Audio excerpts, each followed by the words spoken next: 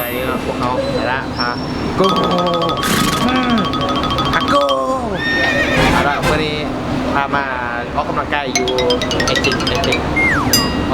ขาออกกำลังกายอยู่ไอติกมอลนะแสดงว่าเขาแบบลิ้นอยู่นี่ประจำอยู่แล้วแต่เมื่อนี้มาบอประจำเลยมาบอปกติเมื่อนี้เขามานำเราสปอร์ตแฟชั่นเนาะเมื่อนี้แสดงว่าเจ้าของเพจลาวสปอร์ตแฟชั่นเพิ่นกำลังเดินทางมาฉันก่อนจะขึ้นไปถึงไหนต้องไปซื้อน้ำยูรุมก่อนพอมันถือก่อนตุก3,500ไปซื้อน้ำซูเปอร์มาร์เก็ตยูรุมเนาะจะน้ำดื่มราคาที่ถูกครับมันมีตุก3,500มืดอ่ะสนับสนุนหัวเสื้อสนับสนุนมาให้กินทุกมื้อนะกินฟรีสนับสนุนมาให้กินฟรีเลยทุก3,500เนาะยูเพิ่งกับทุก6,000ฉะนั้นก็เซฟเงินไว้หนึ่งยางมาซื้อยูรุม3,500เงินเศร้าคนกับสิบคนไล่ไปเลยฉะนั้นยิ้มนี้เป็นของเขาโอ้เบิ่งคนมายิ้มแล้วมันเน่านอน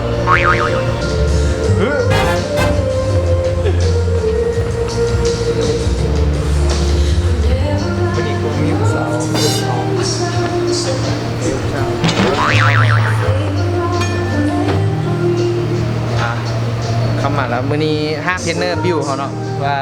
เพิ่นสิพาเฮาลิ้นยังเอาล่ะเทรนเนอร์มื้อนี้ลิ้นลังเหรออยากลิ้นแอวบ่ได้วะลิ้นแอวเปลี่ยนเป็นลิ้นแอว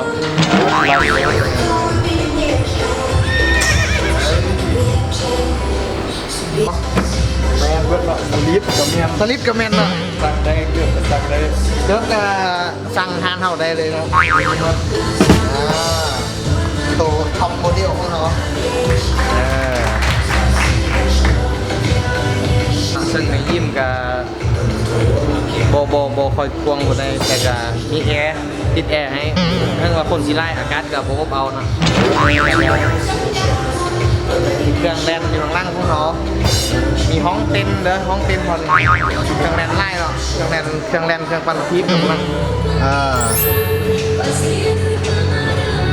ดาด้าพามาเอ็กซ์ไซส์ไงโมเมนต์ดาด้าพาโก้แล้วกำใหญ่แต่คุยน้อยเนาะคนข้างล่างเนาะทาแรงเนาะในการโหน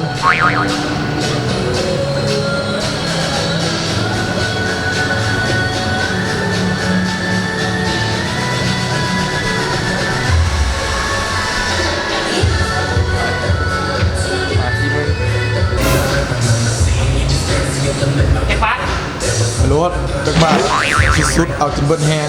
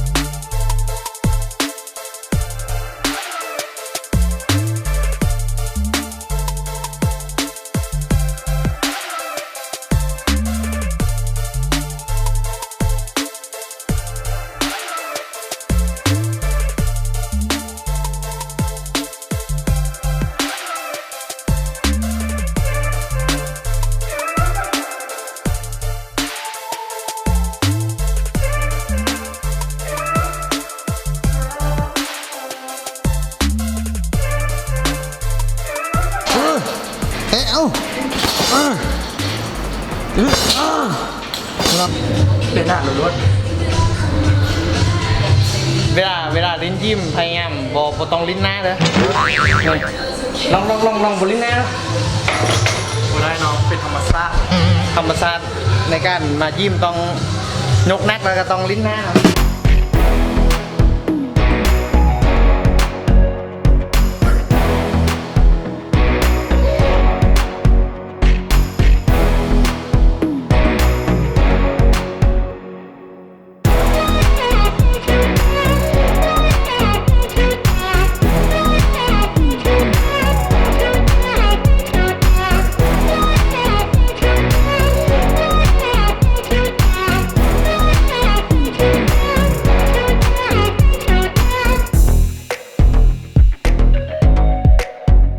จะได้หลังส่วนนี้กับทางในเนาะเบ่งอ๋อง่ายดี ใหญ่บุกให้มันเลย เป็นยังคนคือนักอะ น้ำหนักเนาะ น้ำหนักกูนี่ครับมันคือนักไงเบื้องล่างของเทรนเนอร์ของเขาเฮ้ย ของน้ำใจ แม่กล้องไล่เลยเดี๋ยวซิมียังแงเขากลเฮ้ยไปจัดฮึบคูณบอกให้ว่าเลยฮึบ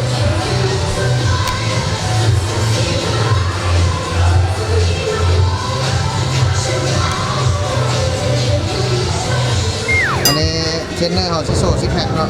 ฮึบขึ้นอีกฮึบโอ้โซ่ลงฮึบเดี๋ยวอันนี้ไม่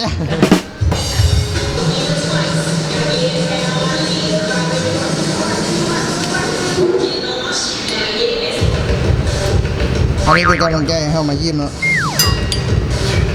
ฮึ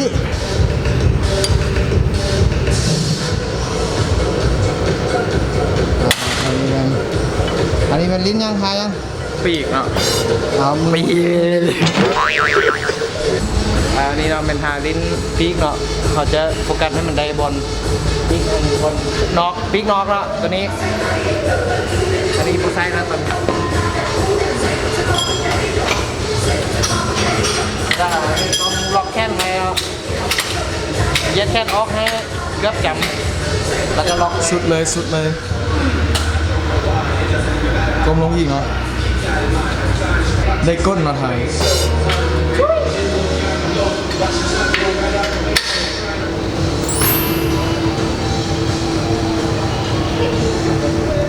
มาแล้วต่อมากับลิ้นแค้นโฟกัสที่ซิกแพคเนาะ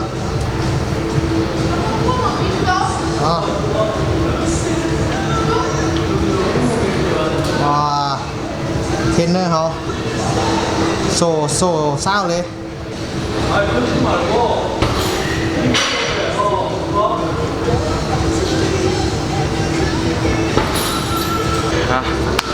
ภายในกับฝากเพจลาวสปอร์ตแฟชั่นเนี่ยเนาะเข้าไปซื้อหลาย